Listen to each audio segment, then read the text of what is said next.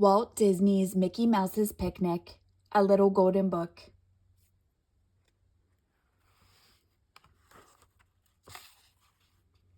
Mickey Mouse's Picnic, story by Jane Werner, illustrations by the Walt Disney Studio. Mickey Mouse sang, "What a beautiful day for a picnic, what a picnical day for a lark. We will frolic all day in the happiest way, and we won't get back home until dark." Mickey was feeling very happy as he skipped up the walk to Minnie Mouse's house. "Ready, Minnie?" he called. Pluto and Goofy and Daisy Duck and Clarabelle Cow were waiting in Mickey's car. "Ready," smiled Minnie. Mickey peeked inside the lunch basket. Minnie had packed peanut butter and jelly sandwiches and cold meat sandwiches and deviled eggs and potato salad, radishes and onions and pink lemonade and a great big chocolate cake. "Let's go," said Mickey, and he picked up the basket and led Minnie out to the car. "It seems strange to start off on a picnic without Donald Duck," said Mickey as they drove away. "Yes, but there is always trouble when Donald is along," said the others. None of them saw a figure watching from behind the bushes. And when they were far down the road, none of them saw that figure come out from hiding and jump up and down in rage.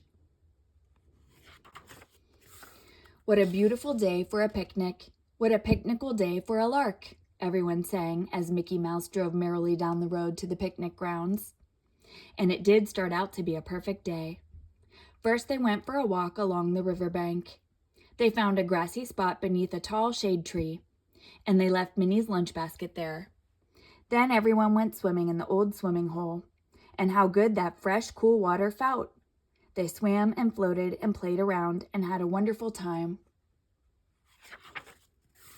"I'm hungry enough to eat that whole basket full of lunch myself," Mickey Mouse said after a while. "We'll see that you don't, Mickey Mouse," Minnie laughed. "But it is time to eat, I guess." So they all scrambled out of the water and hurried off to dress. "Say," Goofy cried, "look at this, will you?" Goofy was holding up his pants. The legs were all tied into knots. So were his shirt sleeves. And Mickey's were too. "Well, I never," said Clarabelle Cow. "Some mischief maker must be around," Mickey said with a shake of his head. But Minnie had a worse thought than that. "The lunch!" she cried, and she ran up the bank to the shade of that big old tree. The lunch basket was gone. "Oh," groaned everyone, "not the lunch." "Hurry into your clothes, everybody," Mickey cried. "We'll soon find out about this."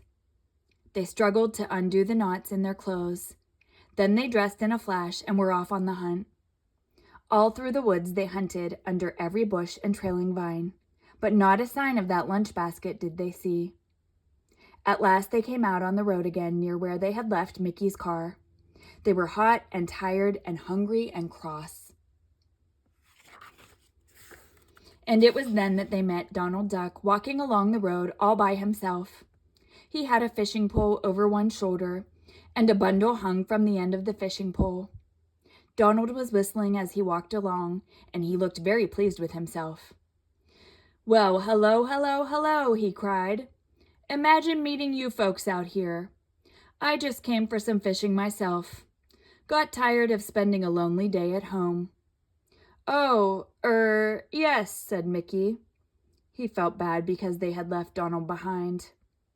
"Where are you folks going?" Donald asked. "We are hunting for our lunch," Mickey said. "For lunch?" said Donald. "Why, I have enough for us all in my bundle here. I will be glad to share it with my friends." Now everyone felt guilty, but they were hungry, so they said thank you. They would like to eat with Donald. Under the same big shady tree, Donald opened his bundle and spread out his lunch. It was delicious. There were peanut butter and jelly sandwiches and cold meat sandwiches and deviled eggs and potato salad, radishes and onions and pink lemonade and a great big chocolate cake.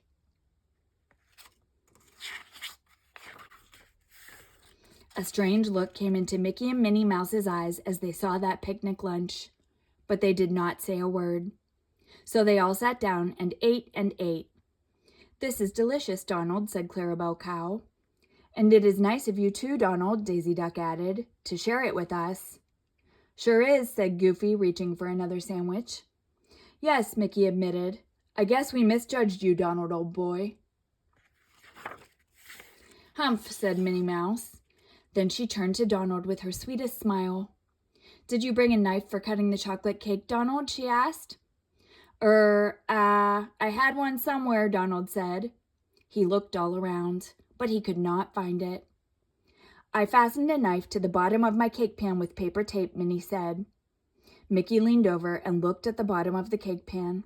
And there, sure enough, was the knife fastened to the bottom of the pan with paper tape. On the knife handle were the letters M.M. "Well," said Minnie. "Why, Donald," cried Daisy Duck. "So that's where our lunch disappeared to," cried Mickey. Donald dropped his eyes. "I'm sorry. Honest I am," he said. "I won't ever do it again." "And where is my lunch basket?" Minnie asked.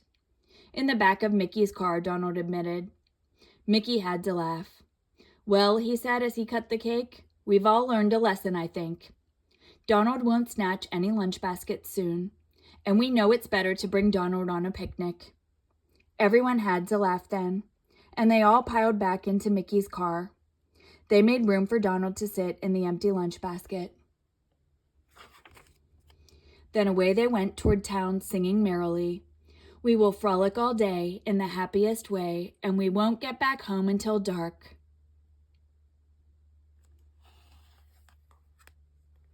The end.